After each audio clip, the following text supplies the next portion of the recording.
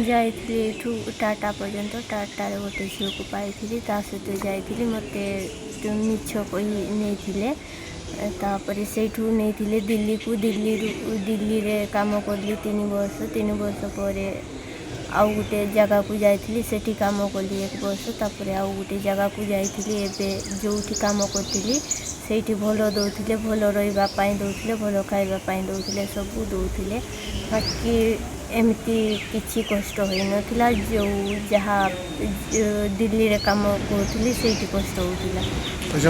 ପଇସା ପତ୍ର ଦେଇଛନ୍ତି ତ ଏଇଠି ଦେଇଛନ୍ତି ଯେଉଁଠି କାମ କରୁଥିଲି ସେଇଠି ଦେଇନାହାନ୍ତି। ମାନେ ପ୍ରଥମେ ଯେଉଁଠି କାମ କରୁଥିଲ ସେଠି ଦେଇନାହାନ୍ତି ଏବେ ଯେଉଁଠି କାମ କରୁଥିଲ ସେଇଠି ଦେଇଛନ୍ତି। ହଁ ସେଇଠି ତାଙ୍କ ଘର କି ତାଙ୍କ ନାଁ କ'ଣ ଯେଉଁଠି କାମ କରୁଥିଲ ଏବେ? ଶୁଭମ ଶୁଭମ ଆକବାର। ଶୁଭମ ଅଗ୍ରୱାଲ। ଆଚ୍ଛା ସେ ଲୋକ ଭଲ ଥିଲେ।